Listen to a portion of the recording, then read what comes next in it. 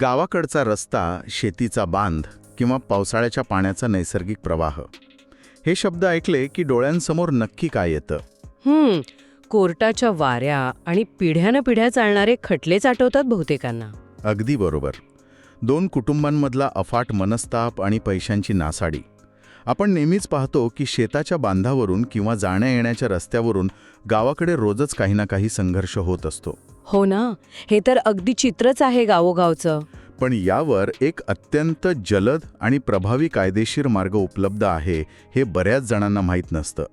आणि म्हणूनच आज आपण एका महत्त्वाच्या विषयावर बोलणार आहोत. महसूलशाही या आपल्या हक्काच्या चॅनलवर मामलेदार न्यायालय अधिनियम 1906 मधील कलम 5 आणि 25च्या कायदेशीर तरतुदींचं सविस्तर विश्लेषण करणार आहोत. नक्कीच, हा विषय खूपच गरजेचा आहे. या व्हिडिओचा उद्देश फक्त कायदा समजावून सांगणे हा नाहीये, तर एका छोट्याशा चुकीमुळे, अतिशहाणपणामुळे किंवा खोट्या माहितीमुळे एखादा सामान्य शेतकरी थेट 3 वर्षांसाठी तुरुंगात कसा जाऊ शकतो याचं एक भयानक आणि डोळे उघडणारं वास्तव आज आपल्याला समोर मांडायचंय. मी सांगते, या कायद्याची ताकद खरोखरच अफाट आहे. मुळातच अनेकदा लोकांना असं वाटतं की कोर्ट कचेरी म्हणजे अनेक वर्षांचा वेळ मोडला.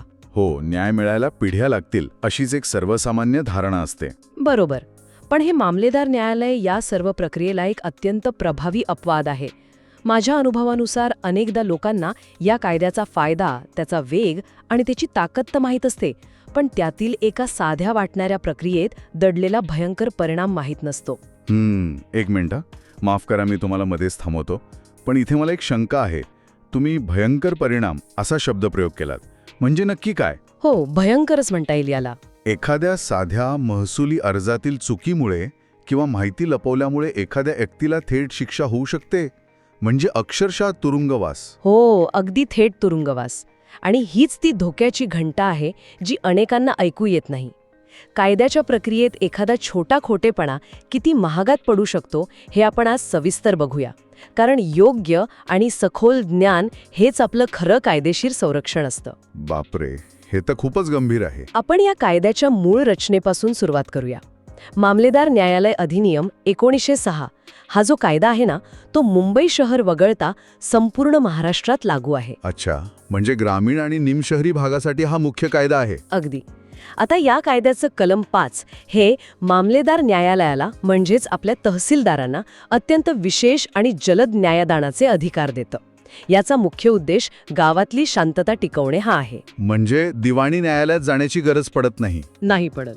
समजा तुमच्या शेतीचा रस्ता कोणीतरी अचानक अडवलाय किंवा पावसाळ्याच्या पाण्याचा नैसर्गिक प्रवाह शेजाऱ्यांना मुद्दाम माती टाकून थांबवलाय, जे खूप कॉमन आहे गावाकडे. हो ना. किंवा शेती, गवत, झाडे यांवर तुमचा कायदेशीर ताबा आहे, पण त्यात कोणीतरी बेकायदेशीरपणे अडथळा आणतोय. अशा वेळी दिवाणी न्यायालयात वर्षानुवर्षे खेटे मारण्याऐवजी या कलम 5 अंतर्गत तुम्ही थेट मामलेदार न्यायालयात अर्ज करू शकता. आणि याचा निकाल लवकर लागतो का? हो तर. सर्वांविशेष बाब म्हणजे अवघ्या 6 महिन्यात तुम्हाला तात्काळ मदत आणि न्याय मिळू शकतो. क्या बात आहे. म्हणजे हा कायदा एका अर्थाने शेतकऱ्यांसाठी जलद गतीने काम करणारी एक संजीवनीच आहे. नक्कीच आहे. आणि हेच हा विषय खऱ्या अर्थाने रंजक होतो. तुम्ही याबाबत कधी विचार केला आहे का? एका साध्या अर्जातील खोट्या माहितीमुळे थेट तुरुंगवास होऊ शकतो. कॉमेंट सेक्शनमध्ये सांगा. आणि हो, असेच कायदेशीर बारकावे सोप्या भाषेत समजून घेण्यासाठी चॅनलला आत्ताच सबस्क्राईब करा. महसूलशाही चॅनलवर आम्ही असेच गुंतागुंतीचे कायदेशीर विषय अतिशय सोप्या भाषेत उलगडून सांगत असतो. हे खूप महत्त्वाचं आहे की प्रेक्षकांनी कायद्याचे बारकावे समजून घ्यावेत. हो, तर आपण या जलद गतीच्या न्यायाबद्दल बोलत होतो. मला असं वाटतं की जिथे न्याय जलद मिळतो तिथे लोक त्याचा गैरवापरही लवकर करतात. हे अगदी खरंय. म्हणजे एखाद्याला अडकवण्यासाठी खोटा अर्ज देणं, यात तो शिक्षेचा भाग कुठे येतो? अगदी बरोबर मुद्दा पकडलात तुम्ही. कोणतीही जलद गतीची यंत्रणा ही विश्वासावर चालते. जेव्हा कायदा तुम्हाला जलद न्यायाची सोय देतो तेव्हा तो तुमच्याकडून पूर्ण प्रामाणिकपणाची अपेक्षा करतो.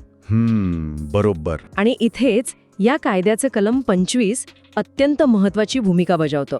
बऱ्याचदा गावाकडे होतं काय की एखाद्याला आपल्या शेजाऱ्याला नुसताच त्रास द्यायचा असतो किंवा जुना काहीतरी राग काढायचा असतो. ईर्ष्येपोटी. हो. मग तो काय करतो? तो मामलेदार न्यायालयात जातो आणि एक पूर्णपणे खोटा अर्ज दाखल करतो. म्हणजे मुळात तिथे रस्ता नसतानाही तिथे माझा पारंपरिक रस्ता होता असा खोटा दावा करतो किंवा स्वतःचा ताबा नसतानाही खोटाच ताबा दाखवतो. अच्छा, म्हणजे कागदोपत्री खोटं उभं करायचं. हो, आणि इथे सगळ्यात महत्वाची आणि धोक्याची गोम ही आहे की हा अर्ज नुसता कागदावर लिहून चालत नाही, तर तो दाखल करताना त्यावर शपथपूर्वक सही करावी लागते. ज्याला आपण प्रतिज्ञापत्र म्हणतो. बरोबर, कायदेशीर भाषेत ज्याला आपण व्हेरिफिकेशन किंवा प्रतिज्ञापत्र म्हणतो. इथे मला थोडी अधिक स्पष्टता हवी आहे. म्हणजे हे एखाद्या डिजिटल बँक ट्रान्सफर सारखं आहे का? कसं म्हणजे? एकदा का तुम्ही सेंड बटन दाबलं, म्हणजे एकदा का तुम्ही त्या शपथपत्रावर सही करून ते कोर्टात जमा केलं की ती माहिती सिस्टमच्या लेजरमध्ये कायमची नोंदवली जाते. तुम्ही नंतर अरे ते माझ्याकडून चुकून गेलं असं म्हणून ते बटन पूर्ववत करू शकत नाही. थोडक्यात सांगायचं तर फक्त खोटा अर्ज देणं ही समस्या नाहीये, तर तो अर्ज शपथ घेऊन देणं हा खरा कायदेशीर ट्रिगर आहे. बरोबर? क्या बात आहे. हे बँक ट्रान्सफरचं उदाहरण अतिशय चपकल आहे. अगदी तसंच घडतं. एकदा का तुम्ही त्या प्रतिज्ञापत्रावर सही केली की तो केवळ एक कागद राहत नाही, मग तो काय बनतो? तो एक कायदेशीर दस्तऐवज बनतो. कायद्याच्या परिभाषेत सांगायचं तर वादपत्रात खोटी माहिती देणे आणि हे सर्व सत्य आहे असे शपथपूर्वक त्यावर सत्यापित करणे हा भारतीय दंड संहिता 1860 म्हणजे IPCच्या कलम 193 अंतर्गत एक अत्यंत गंभीर स्वरूपाचा दंडनीय गुन्हा ठरतो. बापरे, थेट IPC लागतं इथे. हो, आणि इथे मला 2 अत्यंत महत्वाची तथ्य चटकन सांगायची आहेत. हो, सांगा ना. पहिलं म्हणजे मामलेदार न्यायालयात हा वादपत्र दाखल करण्यासाठी कोर्ट फी अत्यंत कमी असते, अगदी नाममात्र. म्हणजे फक्त 10 ते 15 रुपये इतकीच फी असते. एवढी कमी? हो, त्यामुळे कुणालाही वाटतं की 50 रुपयाच तर लागतायत, करून बघूया अर्ज. आणि दुसरं तथ्य म्हणजे हा अर्ज घटना घडल्यापासून म्हणजे अडथळा आल्याच्या तारखेपासून बरोबर 6 महिन्यांच्या आतच दाखल करावा लागतो. मुदत टळली तर हा कायदा काहीही मदत करू शकत नाही. फक्त 10 ते 15 रुपयांच्या तिकिटावर कोणीही एवढी मोठी कायदेशीर प्रक्रिया सुरू करू शकतं, हे तर आश्चर्यकारक आहे. पण इथे मला एक खूप मोठा गैरसमज नेहमी पाहायला मिळतो. कोणता गैरसमज? अनेक सामान्य नागरिकांना असं वाटतं की मामलेदार न्यायालय हे केवळ महसुली किंवा दिवाणी स्वरूपाचं काम पाहतं. जर समजा चुकून एखादी चुकीची माहिती दिली गेली किंवा वकिलाने अर्ज ड्राफ्ट करताना काहीतरी जास्तच रंगून लिहून ठेवलं, तर नंतर सुनावणीच्या वेळी साधेपणाने सॉरी ती माहिती चुकीची होती असं म्हणून किंवा एक नवीन दुरुस्तीचा अर्ज देऊन थेट दुरुस्ती करता येते. हाच तो प्रॉब्लेम आहे. हो ना, लोकांना वाटतं हा तर दिवाणी खटला आहे, यात कसलाला फौजदारी गुन्हा. हाच तो सर्वात मोठा आणि घातक गैरसमज आहे जो आपल्याला आज पूर्णपणे फोडायचा आहे. लोकांना वाटतं की हा दिवाणी खटला आहे, चुकून लिहून गेलं तर खोडरभरने खोडून पुन्हा लिहू. पण कायदेशीर प्रक्रियेत असं अजिबात नसतं. म्हणजे एकदा शपथ घेतली की विषय संपला. अगदी. मी मगाशी म्हटल्याप्रमाणे ज्या क्षणी तुम्ही अर्जावर शपथपूर्वक सही करता आणि तो अर्ज कोर्टात रजिस्टर होतो, त्याच क्षणी तुम्ही कायद्याच्या कक्षेत बांधले जाता. जर त्यातली माहिती खोटी निघाली तर मामलेदार न्यायालय अधिनियम कलम 25 नुसार तो थेट फौजदारी गुन्हा बनतो. इथे सॉरी माझ्याकडून चुकून झालं असं म्हणून थेट दुरुस्ती करता येत नाही. म्हणजे इथे कायद्याचा बडगा खूप कडक आहे, पण हा बडगा उगारतो कोण? म्हणजे काय विचारायचं तुम्हाला? माझा प्रश्न असा आहे की समोरच्या व्यक्तीने पोलिसांत तक्रार केली तरच हा गुन्हा नोंदवला जातो का? इथेच तर सगळ्यात मोठा धक्का बसतो. आणि यासाठी आपल्याला फौजदारी प्रक्रिया संहिता 1973 ज्याला आपण CRPC म्हणतो त्याचं कलम 340 समजून घेणं अत्यंत आवश्यक आहे. अच्छा, CRPC कलम 340. हो, या कलमाची ताकद अशी आहे की जर न्यायालयाच्या म्हणजे तहसीलदारांच्या निदर्शनास आलं की कोणीतरी खोटा पुरावा दिला आहे किंवा खोटी शपथ घेतली आहे, तर त्यासाठी विरोधकाला पोलिसांत जायची गरज नाही. मग कोण कारवाई करतं? न्यायालय स्वतः पुढाकार घेऊन त्या खोटं बोलणाऱ्या व्यक्तीविरुद्ध तक्रार दाखल करून कारवाई सुरू करू शकतं. हे खरोखरच अंगावर काटा आणणार आहे. म्हणजे एरवी मला माझ्या विरोधकाला पोलिसांत खेचावं लागतं, पण इथे खुद्द न्यायाधीशच आपल्या जागेवरून खाली उतरून म्हणतात की तू माझ्याशी खोटं बोललास, आता मीच तुझ्यावर FIR दाखल करणार. न्यायालय स्वतःच तक्रारदार बनतं. होय, आणि याचा प्रत्यक्ष अनुभव कसा असतो हे आपण एका उदाहरणावरून सविस्तर बघूया. समजा गावाकडे 2 भावांमध्ये शेतीच्या ताब्यावरून वाद सुरू आहे.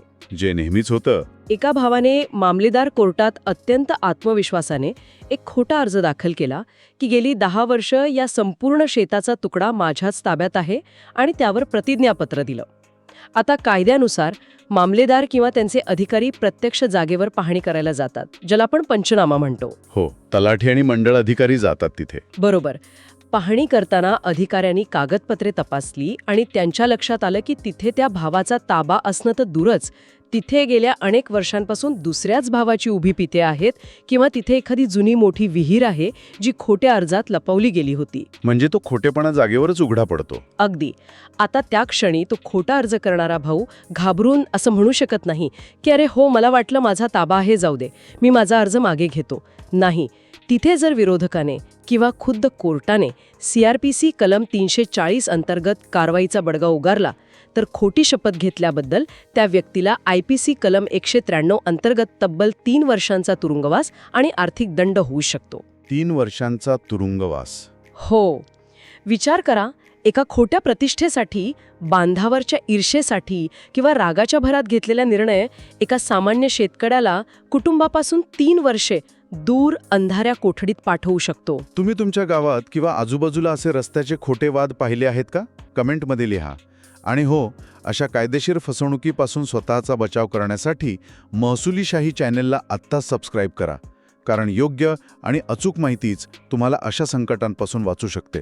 अगदी बरोबर आवाहन केलं तुम्ही. पण मॅडम, हे उदाहरण ऐकल्यानंतर एक व्यावहारिक प्रश्न निर्माण होतो. हो, विचारा ना. जर खरोखरच कोणाकडून नकळत चूक झाली असेल, म्हणजे बघा, जर समजा कोणीतरी कायद्याच्या अज्ञानापोटी किंवा कुणा चुकीच्या मार्गदर्शकाचा सल्ला ऐकून असा खोटा अर्ज दिला असेल आणि नंतर जेव्हा पंचनामा होतो किंवा नोटीस येते तेव्हा त्याला आपली भयंकर चूक लक्षात आली, तर त्यातून बाहेर पडण्याचा योग्य कायदेशीर मार्ग काय आहे? नुसतं कोर्टात तारखेला जाणं टाळून किंवा पळून जाऊन हा प्रश्न सुटेल का? नाही, अजिबात नाही. कोर्टाच्या तारखेला न जाणं किंवा प्रक्रिया अर्धवट सोडणं हे स्वतःच्या पायावर कुऱ्हाड मारण्यासारखं आहे. मग काय करायला हवं? जर खरोखरच चूक झाली असेल तर घाबरून न जाता किंवा लपवाछपवी न करता कायदेशीर मार्गानेच ती दुरुस्त करावी लागते. यासाठी काही महत्त्वाचे टप्पे आहेत जे अत्यंत काळजीपूर्वक पार पाडावे लागतात. ते टप्पे कोणते आहेत? सगळ्यात आधी, कुठलाही परस्पर निर्णय न घेता एखाद्या अनुभवी स्थानिक वकिलाचा किंवा तहसील कार्यालयातील जाणकारांचा त्वरित कायदेशीर सल्ला घ्या. त्यानंतर आपली चूक मान्य करत मामलेदार न्यायालयात खरी आणि प्रामाणिक कारणे लिहून वादपत्र मागे घेण्याचा अर्ज रीतसर दाखल करा. म्हणजे स्वतःहून चूक कबूल करायची? हो. आणि सर्वात महत्त्वाचे म्हणजे सुनावणीच्या वेळी कोर्टात स्वतः हजर रहा. विरोधकाने किंवा कोर्टाने तुमचा खोटेपणा अधिकृतरित्या सिद्ध करण्यापूर्वीच स्वतःहून अत्यंत प्रामाणिकपणे अर्ज मागे घेण्याची विनंती न्यायालयाला करा. न्यायालय तुमच्या प्रामाणिकपणाचा विचार करू शकतं. म्हणजे इथे मुख्य सूत्र हे आहे की तुमचा खोटेपणा पकडला जाण्यापूर्वीच तुम्ही स्वतःची चूक प्रामाणिकपणे मान्य करणं हाच एक कायदेशीर बचाव असू शकतो. अगदी बरोबर. पण आता नाण्याची दुसरी बाजू पाहूया.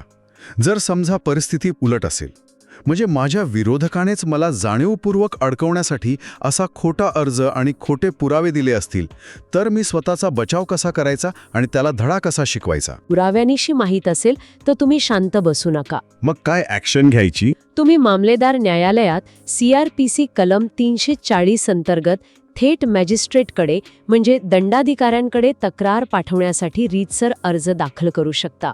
तुम्ही कोर्टाच्या निदर्शनास आणून देऊ शकता की या व्यक्तीने खोटी शपथ घेतली आहे. आणि मग न्यायालय ती तक्रार पुढे पाठवतं? हो. यानंतर मामलेदार न्यायालय ते सर्व रेकॉर्ड तपासून दंडाधिकाऱ्यांकडे पाठवेल. तिथे मॅजिस्ट्रेटकडे चौकशी, पुरावा तपासणी आणि निकालाची ही संपूर्ण फौजदारी प्रक्रिया चालेल, ज्याला साधारण 3 ते 6 महिन्यांचा कालावधी लागू शकतो. पण निकाल लागतो? हो.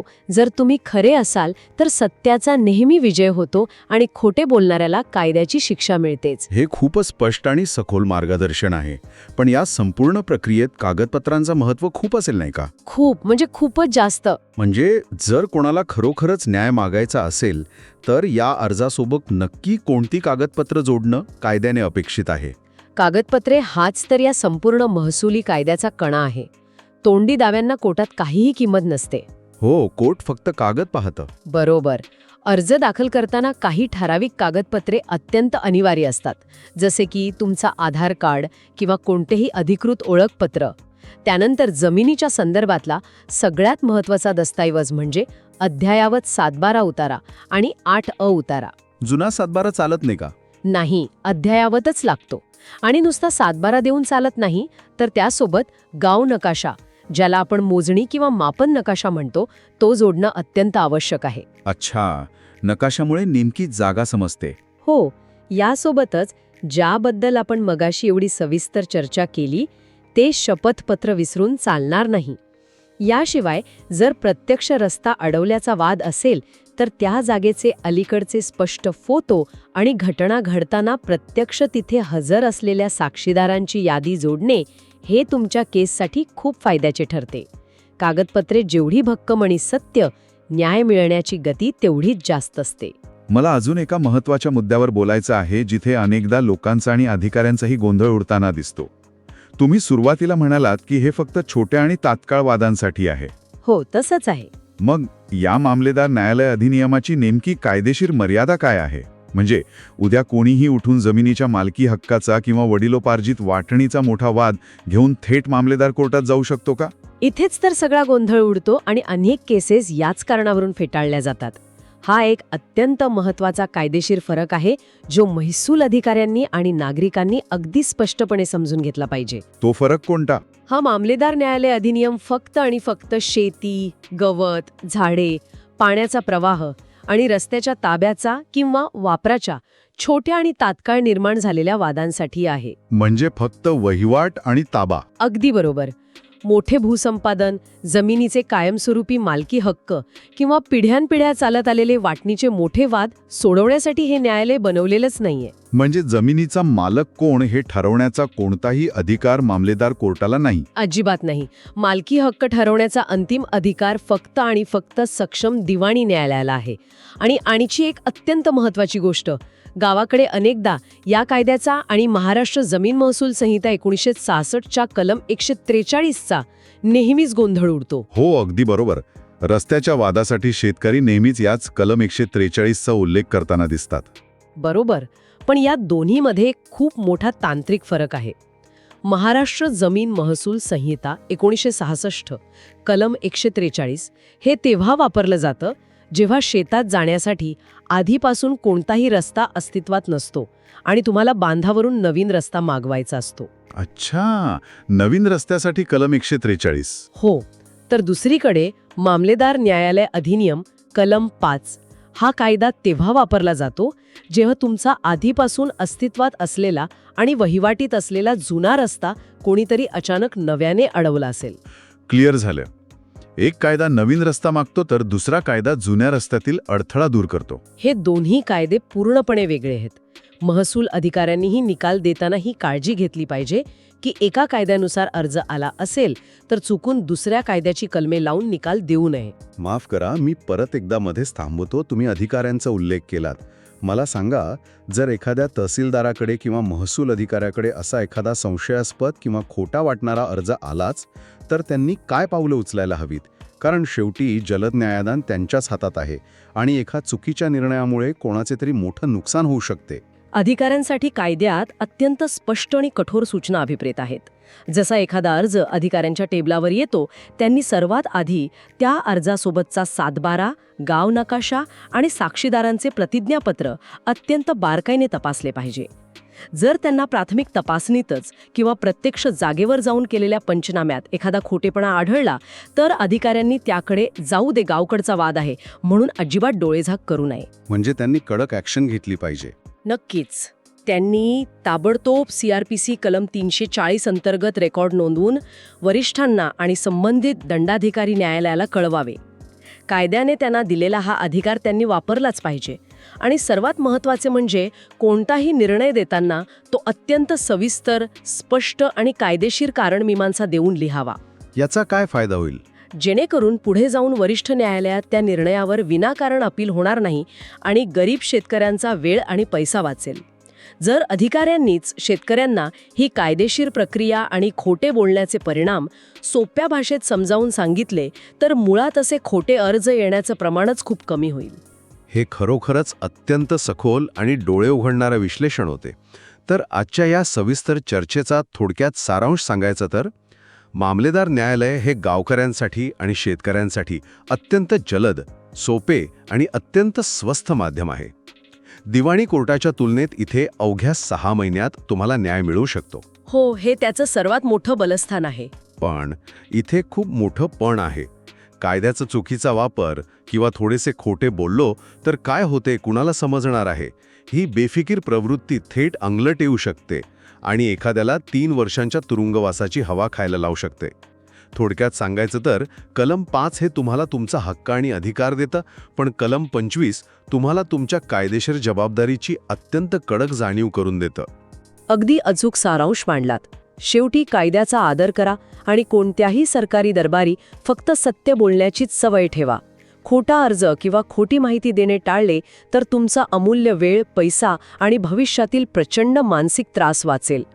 याच प्रामाणिकपणामुळे आपल्या महाराष्ट्रातील शेती व्यवस्था मजबूत होईल आणि गाव पातळीवर सर्वांना शांतता आणि न्याय मिळेल. आजच्या या सखोल आणि माहितीपूर्ण चर्चेनंतर मला शेवटी एक अत्यंत महत्त्वाचा आणि विचार करायला लावणारा मुद्दा इथे मांडायचा आहे. आपण अनेकदा आपल्या दैनंदिन व्यवहारात सहजासहजी शपथा घेतो. आई शपथ, सांगतो, देवाची शपथ, खरं बोलतोय. पण लक्षात ठेवा, सरकारी कागदावर आणि न्यायालयात घेतलेली शपथ हा एक अत्यंत गंभीर आणि न पडता येण्यासारखा कायदेशीर ट्रिगर असतो. खरंय, कायद्याला भावना समजत नाहीत. बरोबर. तिथे तुमच्या भावना चालत नाहीत, तुमचे अश्रू चालत नाहीत. तिथे फक्त आणि फक्त तथ्य चालतात. प्रामाणिकपणा हा केवळ एक चांगला नैतिक विचार नाही, तर या गुंतागुंतीच्या व्यवस्थेत तुमचं सर्वात मोठं आणि भक्कम कायदेशीर संरक्षण आहे, याचा नक्की विचार करा. हा व्हिडिओ आपल्याला आवडला असेलच. असेच महसूल आणि इतर सर्व कायद्यांबाबत सोप्या भाषेत मार्गदर्शन तुम्हाला यापुढेही हवंय, मग आपला महसूलशाही यूट्यूब चॅनल तुमच्यासाठी आहे. आणि चॅनलला नक्की सबस्क्राईब करा. हो, चॅनलला नक्की सबस्क्राईब करा आणि नवनवीन माहितीसाठी नोटिफिकेशन बेल दाबायला अजिबात विसरू नका. तुम्हाला पुढच्या व्हिडिओमध्ये कोणत्या कायदेशीर विषयावर किंवा महसुली प्रश्नावर सविस्तर माहिती हवी आहे, ते आम्हाला कमेंट्समध्ये नक्की सुचवा. प्रेक्षकांचा प्रतिसाद आमच्यासाठी महत्त्वाचा आहे. नक्कीच. पुढील व्हिडिओमध्ये आपण शेतजमिनीच्या वारसा हक्कांबद्दल आणि फेरफार नोंदींबद्दल एक अत्यंत मोठा आणि पिढ्यानपिढ्या चालत आलेला गैरसमज दूर करणार आहोत. तेव्हा तो व्हिडिओ नक्की पहा. तो व्हिडिओ तर कोणीच मिस करू नये. याशिवाय रोजच्या महसुली घडामोडी आणि कायदेशीर अपडेट्स अगदी मोफत मिळवण्यासाठी आमच्या व्हॉट्सॲप व टेलिग्राम ग्रुपमध्ये नक्की सामील व्हा. त्याची लिंक खाली डिस्क्रिप्शन बॉक्समध्ये दिलेली आहे.